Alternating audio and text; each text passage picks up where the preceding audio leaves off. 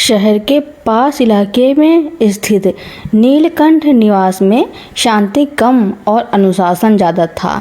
सुधाकर और उनकी पत्नी मृणालिनी ने दशकों की मेहनत से अपनी जो प्रतिष्ठा बनाई थी, उसका सारा बोझ अब उनकी बहू मानसी पर था।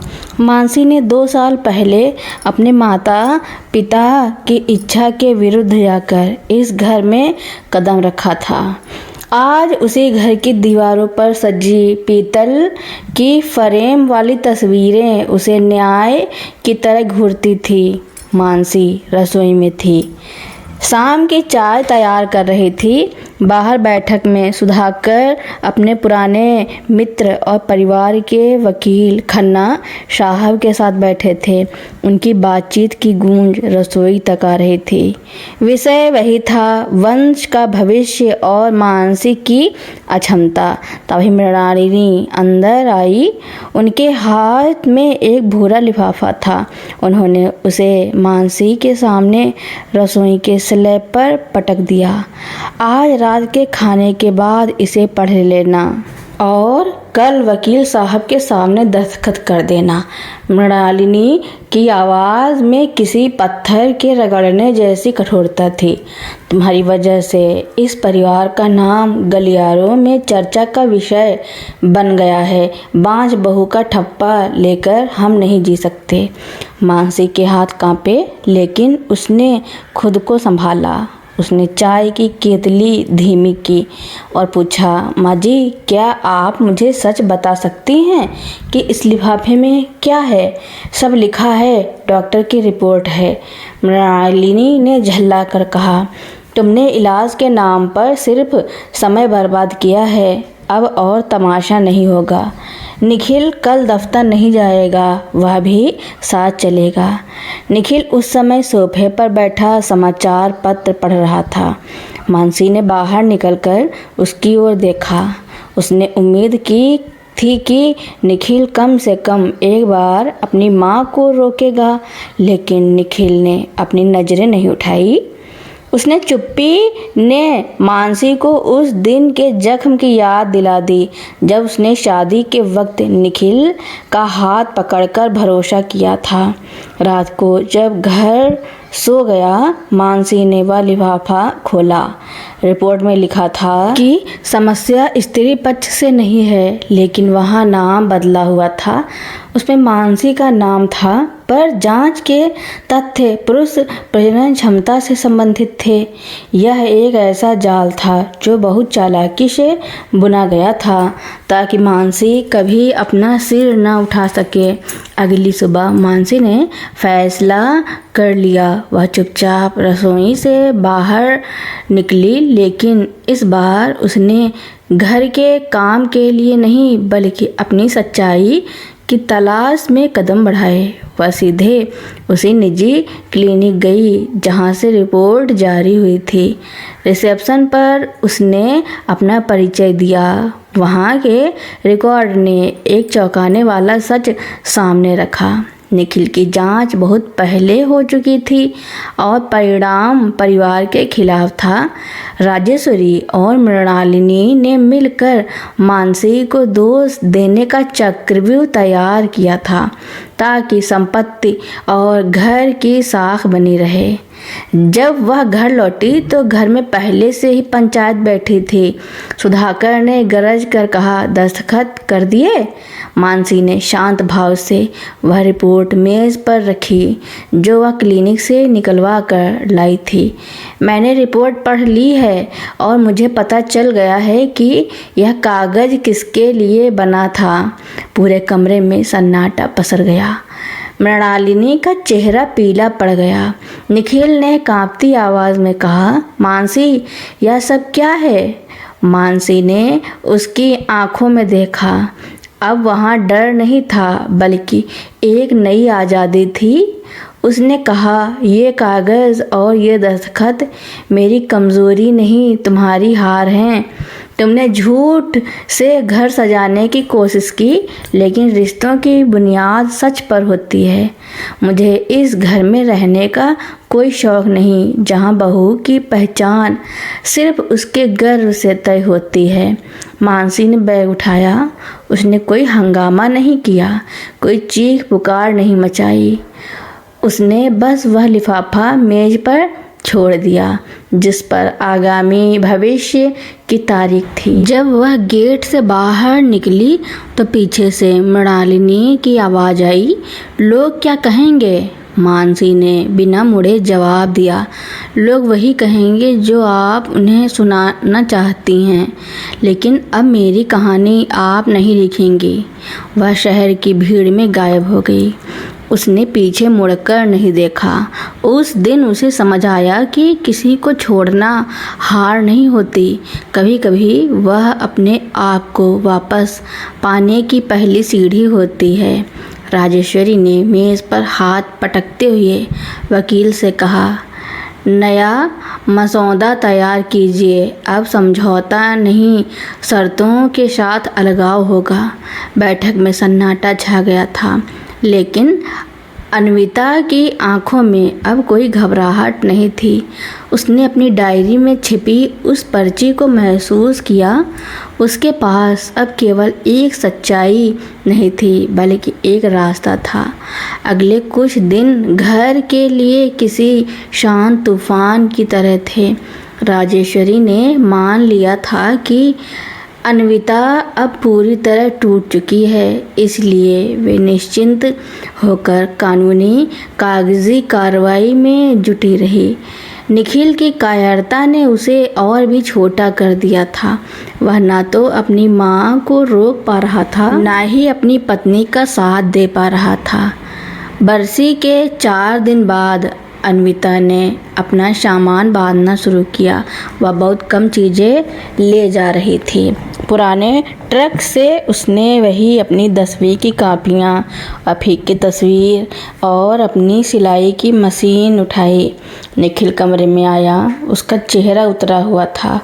अन्विता, तुम्हें सच लगता है कि यह सब ज़रूरी है? निखिल ने धीमी आवाज़ में पूछा। अन्विता ने उसकी ओर देखे बिना कहा, निखिल, जिस दिन तुमने मुझसे पूछा था कि मायके का पता खाली छोड़ दूं, उस दिन मैंने तुम्हें अपना सब कुछ मान लिया था। पर तुमने मुझे उस घर की दहलीज पर खड़ा किया जहां मेरा अपना कोई वजूद नहीं था। जो इंसान अपनी सच्चाई नहीं देख सकता, वह किसी और के सच के साथ क्या खड़ा होगा?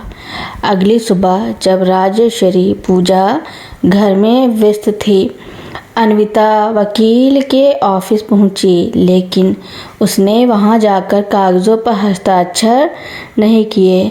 उसने वकील की मेज़ पर एक नई फाइल रखी। यह उस क्लिनिक की प्रमाणित रिपोर्ट थी जिसे उसने चोरी छिपे निकलवाया था। साथ ही उसने उस पुरानी बीमा पॉलिसी और उस पर्ची की प्रतिलिपि भी लगा दी थी जिसे राजेश्वरी ने गलत साबित करने की कोशिश की थी। वकील ने कागजात देखे तो उनके चश्मे के नीचे से भौहें तन गईं। उन्होंने राजेश्वरी और निखिल को उसी वक्त बुलाया। जब राजेश्वरी और निखिल वहां पहुंचे तो कमरे का माहौल बिल्कुल बदल चुका था। वकील ने बिना किसी भूमिका के कागजात मेज पर फैला दिए। यहाँ तथ्यों के साथ छेड़छाड़ हुई है, यह कानूनी अपराध है। राजेश्वरी का चेहरा पहले सफ़ेद पड़ा, फिर गुस्से में तमतमा उठा। यह सब झूठ है। बहू ने सब मनगढ़ंत किया है, अन्विता ने शांत स्वर में कहा। सच मनगढ़ंत नहीं होता माँ जी, सच बस बाहर आने का रास्ता ढूंढ लेता है। आपने मेरी ममता को मेरी कमी बनाने की कोशिश की ताकि आप अपने बेटे की असफलता छिपा सकें। अब यह संपत्ति, यह घर और यह समाज सब आप ही के पास रहेंगे, लेकिन उस सच के साथ जो अब सब जानते हैं। अन्विता ने अपनी जेब से वह छोटी सी चाबी निकाली और मेज पर रख दी, जो उस अलीगंज वाले घर के मुख्य दरवाजे की थी। मुझे आपसे कुछ नहीं चाहिए, ना वो घर, ना वो संपत्ति, ना ही आपका तथा कथित मान सम्मान। मैंने अपना अस्तित्व फिर से बनाना सीख लिया है। वह बाहर निकल गई। धूप बहुत तेज थी, लेकिन अन्विता को आज वह पहली बार ठंडी लग रही थी। वह गोमती नगर की उस सड़क पर पैदल चलने लगी जहां उसने पहली बार निखिल को देखा था। उसने अपने फ़ोन से निखिल का नंबर ब्लॉक कर दिया। पीछे उस दफ्तर में राजेश्वरी अपने ही रचे हुए जाल में फंसी हुई थी। वकील का चेहरा अब उनके प्रति वैसा नहीं था जैसा कल तक था। निखिल वहीं बैठा था, सिर झुकाए। उसने पहली बार महसूस किया कि जिस सुरक्षा के नाम पर उसने अन्विता को खोया था, वह सुरक्षा अब उसकी अपनी इज्जत को ही खा गई थी। अन्विता ने एक लंबी सांस ली। उसने दूर किसी बोर्ड पर सिलाई और बुनाई केंद्र का विज्ञापन देखा। उसने अपना बैग कंधे पर ठीक किया और उस दिशा में चल पड़ी जहां उसका कोई अतीत नहीं था, लेकिन एक भविष्य जरूर था, जिसे अब केवल वह खुद लिख रही थी। वहां नीलकंठ निवास की खिड़कियों से अब कोई बहू नहीं झांक रही थी। घर वही था, लेकिन वह खाली हो चुका था। अन्विता के शहर छोड़ देने के बाद अलीगंज वाले उस मकान की फिजा पूरी तरह बदल गई थी। वह घर जिसे कभी थालियों की संख्या और पकवानों की सुगंध से मापा जाता था, अब एक खोखली इमारत जैसा लगने लगा था। राजेश्वरी के लिए यह केवल बहू का जाना नहीं था, यह उनकी सालों से बनाई गई सामाजिक प्रतिष्ठा के ढहने की शुरुआत थी। जब पड़ोसियों और रिश्तेदारों ने पूछा कि अन्विता कहाँ है, तो राजेश्वरी के पास कोई जवाब नहीं था। निखिल, जिसने अपनी कायरता के कारण अपनी जीवन संगिनी को खो दिया था, अब धीरे धीरे अकेला पड़ने लगा था। उसने अपनी माँ के हर उस फैसले पर सवाल उठाना शुरू कर दिया था जो उसने अब तक चुपचाप स्वीकार किए थे। इधर शहर के दूसरे कोने में अन्विता ने अपनी एक नई पहचान बनाई थी। उसने गोमती नगर के उस सिलाई केंद्र में काम करना शुरू किया जिसका उसने विज्ञापन देखा था। अपनी मेहनत और हुनर के दम पर उसने कुछ ही महीनों में खुद को आत्मनिर्भर बना लिया। अब उसे किसी की अनुमति या किसी के सर्टिफिकेट की ज़रूरत नहीं थी। कहानी में एक नया मोड़ तब आया जब एक शाम अन्विता के पास एक अनजाना नंबर से फ़ोन आया। फ़ोन की दूसरी तरफ वकील साहब थे। अन्विता, निखिल आपसे मिलना चाहता है, वकील ने हिचकिचाते हुए कहा। वह अलीगंज वाला घर बेचने की बात कर रहा है और अब वह उस समझौते पर हस्ताक्षर नहीं करना चाहता जो उसकी माँ ने तैयार किया था। अन्विता ठहरी नहीं। उसने कहा, वकील साहब, मेरा और उस घर का कोई रिश्ता अब नहीं बचा है। संपत्ति का बंटवारा हो या ना हो, मेरे लिए वह अध्याय बंद हो चुका है। वकील ने थोड़ा रुक कर कहा, उसने मुझे बताया है कि वह घर छोड़कर अलग रहने का फैसला कर चुका है। उसने अपनी माँ की उन सभी बीमा पॉलिसियों और दस्तावेज़ों को भी सार्वजनिक करने का मन बना लिया है जिनमें हेर फेर की गई थी। क्या निखिल का यह पछतावा वाकई उसे बदल चुका था? क्या अन्विता अपने अतीत के उस हिस्से को माफ़ कर पाएगी या वह अपनी नई जिंदगी में ही खुश रहेगी? उस रात अन्विता ने अपनी डायरी खोली। उसी डायरी में जहां उसने कभी निखिल के साथ बिताए उन चंद सुकून भरे पलों को लिखा था, उसने अपनी कलम उठाई और एक आखिरी लाइन लिखी, माफ़ी अतीत के लिए नहीं बल्कि खुद के भविष्य के लिए होती है। उसने फ़ोन बंद कर दिया। बाहर गोमती नगर की सड़कों पर रोशनी जगमगा रही थी। अन्विता जानती थी कि कल सुबह जब सूरज निकलेगा तो वह किसी के झूठे परिवार का हिस्सा नहीं बल्कि अपनी खुद की कहानी की नायिका होगी। अन्विता की नई शुरुआत और निखिल के आत्मबोध के बाद कहानी एक ऐसे मोड़ पर आती है जहां अतीत के घाव भर तो नहीं सकते लेकिन उनसे सीखा जा सकता है। निखिल ने जिस दिन वह कागजात वकील को सौंपे उसी दिन उसने घर छोड़ने का अंतिम निर्णय भी ले लिया। राजेश्वरी जो कभी अपनी सत्ता और सामाजिक प्रतिष्ठा की चादर में लिपटी रहती थी, अब अपने ही घर में एक अनजाने सन्नाटे का सामना कर रही थी। समाज में झूठ का पर्दाफाश हो चुका था। उनके रिश्तेदारों ने भी उनसे दूरी बना ली थी, न केवल उस धोखे के कारण बल्कि इसलिए भी कि अब उस घर में वह मान सम्मान नहीं बचा था जिसे वे थालियों की संख्या से मापते थे। निखिल जो बरसों से अपनी माँ की परछाई में जी रहा था, अब एक छोटी सी नौकरी कर रहा था। वह अन्विता के पास नहीं गया क्योंकि उसे पता था कि माफ़ी मांगना उस अधिकार को बहाल करने जैसा नहीं है जिसे उसने खुद ही छीन लिया था। उसने अपनी माँ से भी दूरी बना ली, इतनी दूरी कि अब उनके बीच केवल औपचारिक बातें होती थी। इधर गोमती नगर के सिलाई केंद्र में अन्विता अब केवल एक कर्मचारी नहीं थी, उसने अपने हुनर से ऐसी पहचान बनाई थी कि बड़े बड़े बुटीक वाले उसके काम की सराहना करने लगे थे। उसने अपना एक छोटा सा काम शुरू किया। उसे अब किसी के वंश की चिंता नहीं थी बल्कि उसे उस काम की खुशी थी जिसे वह अपने हाथों से सजा रही थी। एक शाम जब वह केंद्र से लौट रही थी, उसने अलीगंज वाले घर के सामने से गुजरने का फैसला किया। घर की खिड़कियां अब भी वैसी ही थी लेकिन बाहर लगे गेंदे के फूल मुरझा चुके थे।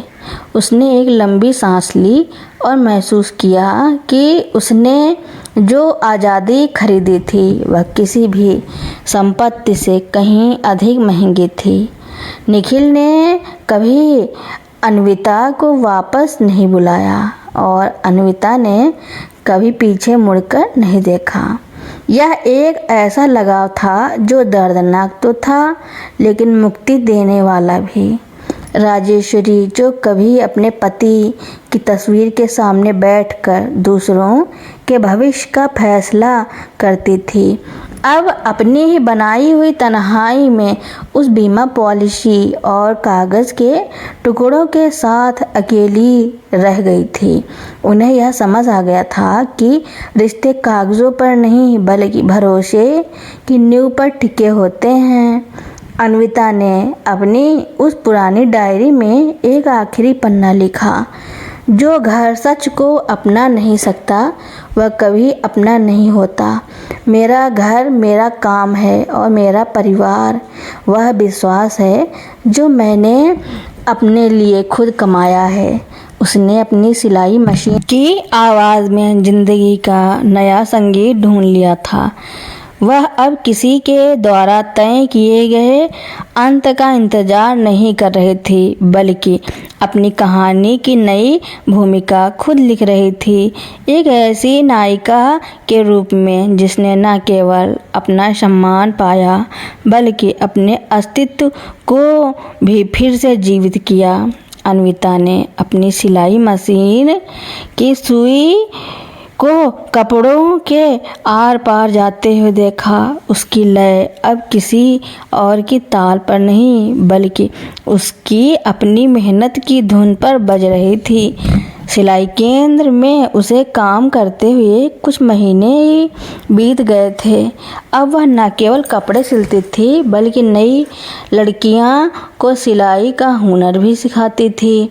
निखिल के साथ उसका कोई संपर्क नहीं था, लेकिन एक दिन उसे पता चला कि अलीगंज का वह पुराना घर अब धर्मार्थ चिकित्सालय के रूप में तब्दील हो चुका है।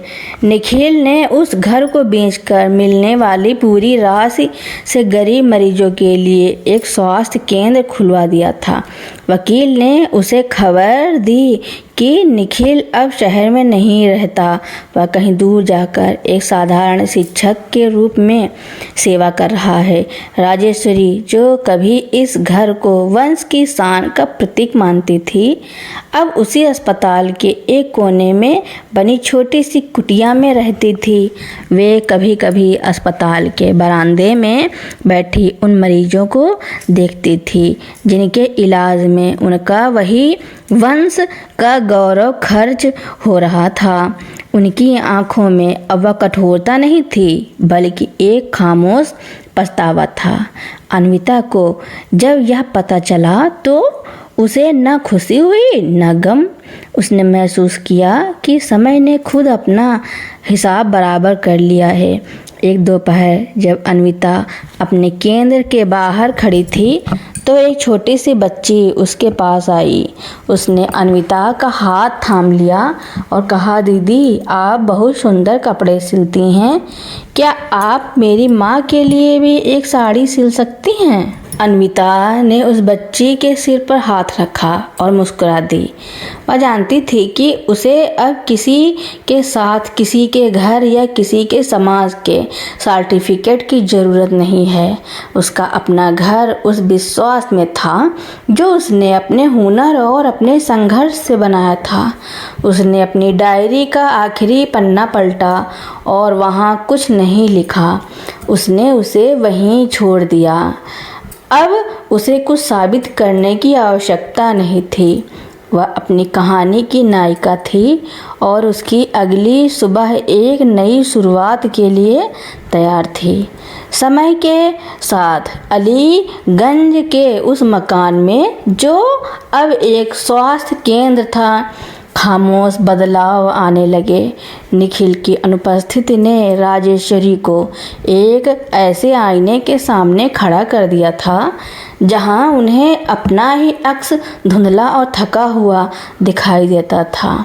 एक दिन जब अस्पताल में मरीजों की भीड़ कम थी, राजेश्वरी ने अपनी छोटी सी कुटिया से बाहर निकलकर अस्पताल के गलियारे में टहलना शुरू किया।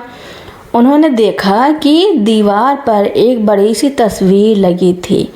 यह वही तस्वीर नहीं थी जो उन्होंने बरसों तक अपने बेडरूम की दीवार पर सजाई थी, बल्कि यह अस्पताल के उन संस्थापकों की सूची थी जिन्होंने अपनी संपत्ति दान की थी।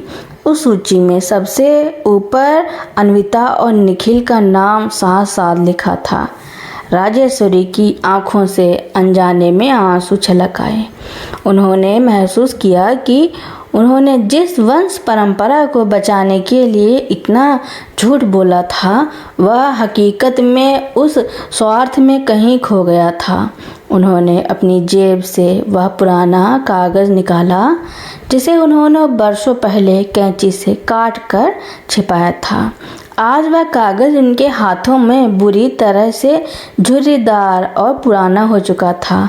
उन्होंने उसे धीरे से उस दान पात्र के पास रखे डस्टबिन में डाल दिया। वह अब उनके किसी काम का नहीं था। इधर अन्विता का जीवन अब पूरी तरह बदल चुका था।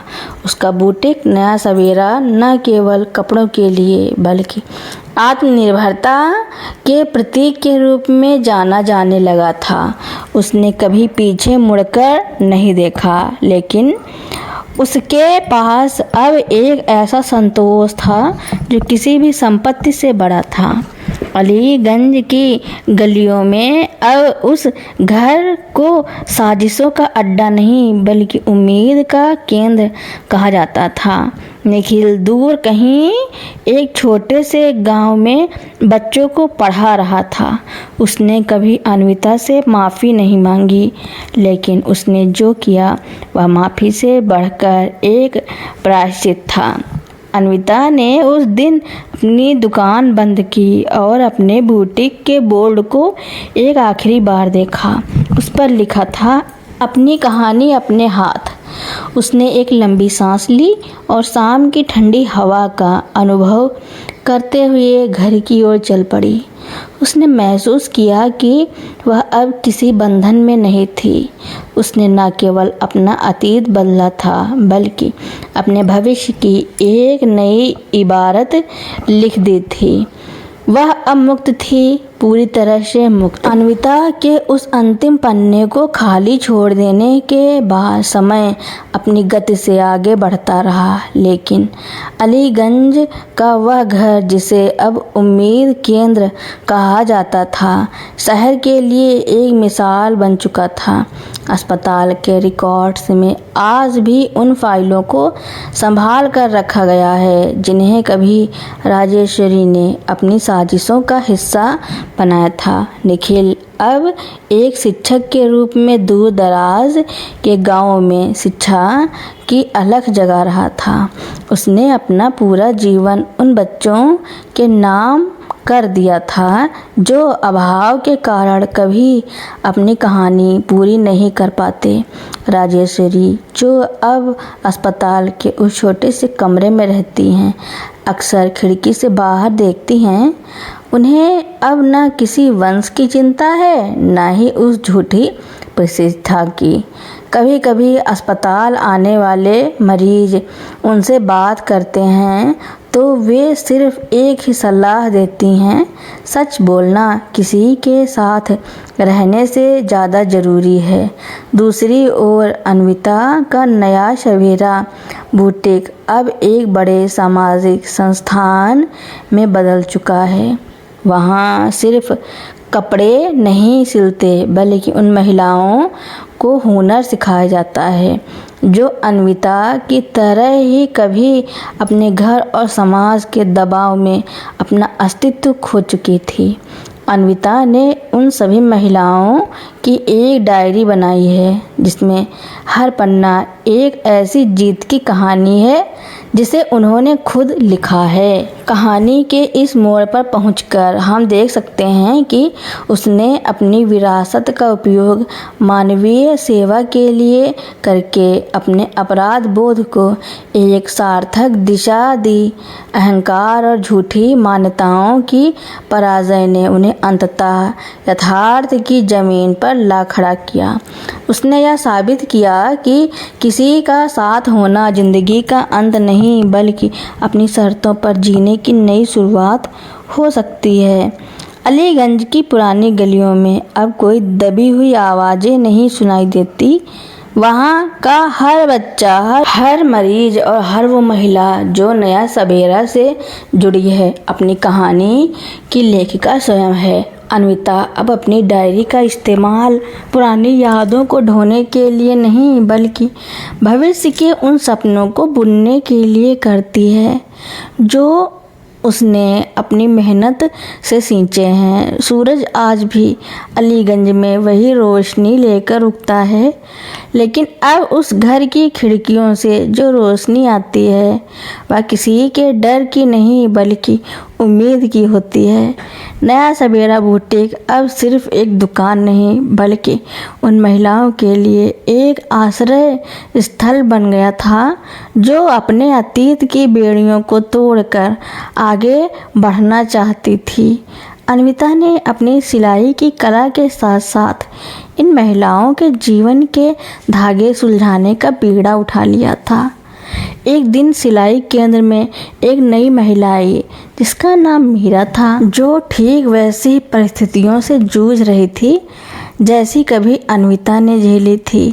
मीरा के पास कोई सहारा नहीं था।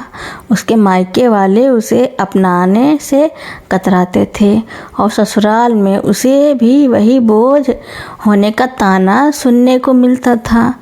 अन्विता ने जब उसकी कहानी सुनी तो उसे अपना अतीत आंखों के सामने घूमता हुआ महसूस हुआ, लेकिन इस बार उसने उसे एक समस्या के रूप में नहीं बल्कि एक अनुभव के रूप में देखा। उसने मीरा का हाथ थामा और कहा, मीरा, इस समाज में हमारी पहचान किसी और की गोद या किसी और के घर के नाम से नहीं होती। हमारी पहचान हमारे काम से होती है। तुम आज से यहाँ काम शुरू करो। मीरा ने जब काम शुरू किया तो उसने धीरे धीरे अपना खोया हुआ आत्मविश्वास वापस पाया। यह केवल सिलाई की ट्रेनिंग नहीं थी, यह खुद को फिर से खोजने की प्रक्रिया थी।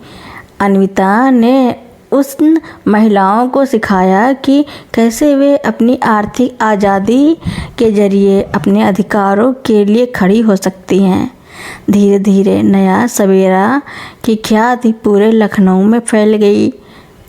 अब वहाँ केवल सिलाई नहीं बल्कि कानूनी परामर्श, स्वास्थ्य जानकारी और आत्मनिर्भरता के सत्र भी आयोजित किए जाने लगे। अन्विता ने एक छोटा सा पुस्तकालय भी शुरू किया जहाँ ऐसी किताबें रखी गईं जो महिलाओं को उनके कानूनी अधिकारों और आत्मसम्मान के प्रति जागरूक करती थी। इस पूरे बदलाव के बीच अन्विता को एक दिन निखिल की ओर से एक पत्र मिला। उसने उसे खोलकर देखा। पत्र में कोई माफ़ी नहीं थी बल्कि एक छोटा सा नोट था। मैंने अपने हिस्से का प्रायश्चित शुरू कर दिया है। मैं जिस गांव में हूँ वहाँ की लड़कियों को शिक्षा के लिए प्रेरित कर रहा हूँ। तुमने मुझे सिखाया कि सच का सामना करना ही इंसान को आज़ाद करता है। मुझे उम्मीद है कि तुम अपनी नई कहानी में खुश होगी। अन्विता ने पत्र को पढ़ा और उसे वापस मोड़कर अपनी डायरी के उस पन्नों के साथ रख लिया जिसे उसने खाली छोड़ दिया था। उसने उसे नहीं पढ़ा, बस एक गहरी सांस ली। उसे ना निखिल से कोई शिकायत थी, ना राजेश्वरी से कोई नफरत। उसने अपनी डायरी बंद की और दुकान के बाहर लगे बोर्ड को देखा। अपनी कहानी अपने हाथ। वह जानती थी कि उसने जिस नया सवेरा की नींव रखी थी वह आने वाली कई पीढ़ियों के लिए एक मिसाल बनेगी। उसने मुस्कुराते हुए अपनी सिलाई मशीन की ओर रुख किया। अन्विता की कहानी का अगला पड़ाव अब उन महिलाओं की कहानियों से जुड़ गया है जो नया सवेरा के माध्यम से अपनी पहचान बना रही है। लखनऊ की तंग गलियों से निकलकर अन्विता का यह आंदोलन अब एक बड़े बदलाव का रूप ले चुका था।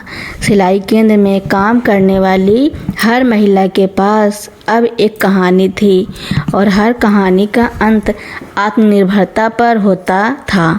मीरा, जिसे कभी उसके ससुराल में नकारा गया था, अब केंद्र की मुख्य प्रशिक्षक बन चुकी थी। उसने न केवल सिलाई सीखी बल्कि अब वह अन्य महिलाओं को भी यह सिखाने लगी थी कि कैसे वे अपने अधिकारों के लिए आवाज़ उठा सकती है। नया सवेरा की दीवारों पर अब किसी के सम्मान की सर्टिफिकेट नहीं बल्कि उन महिलाओं की मेहनत की तस्वीरें सजी थी जिन्होंने खुद को साबित किया था। एक दिन अन्विता ने सिलाई केंद्र के पुस्तकालय में एक नई योजना का शुभारंभ किया। उसने उन सभी महिलाओं के लिए कानूनी साक्षरता सत्र शुरू किए ताकि उन्हें दहेज कानूनन, घरेलू हिंसा और संपत्ति के अधिकारों के बारे में पूरी जानकारी हो। वह चाहती थी कि कोई भी महिला कभी भी उस परिस्थिति में न आए जहां उसे किसी और के झूठ के आगे झुकना पड़े। निखिल का वह पत्र जो उसने महीनों पहले भेजा था अब भी अन्विता के पास सुरक्षित था। उसने उस पत्र को एक फ्रेम में मढ़वाकर बुटीक के कोने में टांग दिया था। वह उसे याद दिलाने के लिए नहीं बल्कि यह स्वीकार करने के लिए था कि अतीत को मिटाया नहीं जा सकता, लेकिन उसे एक सीख में बदला जरूर जा सकता है। अलीगंज का वह उम्मीद केंद्र अब सिर्फ अस्पताल नहीं रहा था, बल्कि वह एक ऐसा स्थान बन गया था जहां लोग अपनी बीमारियों के साथ साथ अपने मन के घावों का इलाज भी ढूंढने आते थे। राजेश्वरी, जो अब भी वहीं रहती थी, अक्सर अस्पताल के गार्डन में बैठी उन महिलाओं को देखती जो बहुत गर्व के साथ नया सवेरा का बैग लटकाए अपने काम पर जाती थी। उनकी आंखों में अब पछतावा कम और एक अजीब सी सीख अधिक झलकती थी। अन्विता ने अपनी सिलाई मशीन की रफ्तार थोड़ी कम की। उसके बुटीक की खड़खड़ाहट में अब एक संगीत था, एक ऐसा संगीत जो आज़ादी का था। उसने बाहर धूप की ओर देखा। दिन ढल रहा था, लेकिन उसके मन में एक नया सवेरा था। उसने डायरी का वह आखिरी पन्ना जो कभी खाली था अब भर चुका था। उस पर बड़े शब्दों में लिखा था, मेरी कहानी मेरी शर्तों पर। अन्विता की यह कहानी अब उस मुकाम पर है जहां वह एक व्यक्तिगत संघर्ष से निकलकर एक सामाजिक आंदोलन बन चुकी है। यदि हम इसे और आगे बढ़ाना चाहें तो कहानी को निखिल के पुनर्मिलन और अन्विता की क्षमाशीलता के एक नए आयाम पर ले जाया जा सकता है। समय के पहिए ने कई बार करवट ली थी। नया सवेरा बुटीक अब एक ऐसी संस्था बन चुका था जो न केवल सिलाई सिखाता था बल्कि महिलाओं को आत्मनिर्भर बनाने की एक पूरी कार्यशाला बन गया था। एक दिन जब बुटीक में बहुत भीड़ थी, एक अधेड़ उम्र का व्यक्ति केंद्र के बाहर खड़ा दिखाई दिया। उसने बहुत सादे कपड़े पहने थे और उसके चेहरे पर एक शिक्षक की शालीनता थी। यह निखिल था। वह अन्विता से मिलने नहीं आया था, बल्कि उसने सुना था कि उसके द्वारा स्थापित किए गए उम्मीद केंद्र और अन्विता का नया सवेरा ने मिलकर शहर के पिछड़े इलाकों के लिए एक सामुदायिक स्वास्थ्य और कौशल केंद्र का प्रस्ताव रखा है। अन्विता बाहर निकली। दोनों की नजरें मिली। उस निगाह में अब न कड़वाहट थी ना ही कोई पुरानी शिकायत। निखिल ने हाथ जोड़कर कहा, मैंने बस यह देखने की कोशिश की कि क्या मेरे द्वारा किए गए छोटे से प्रायश्चित से कोई बड़ा बदलाव आ रहा है। तुमने जो किया है वह मेरे उस समय के कायरतापूर्ण फैसलों से कहीं ज़्यादा गौरवशाली है। अन्विता ने बहुत शांत स्वर में जवाब दिया। निखिल, उस समय की अन्विता एक ऐसी लड़की थी जिसे अपनी जड़ें तलाशने के लिए किसी और के घर की ज़रूरत थी।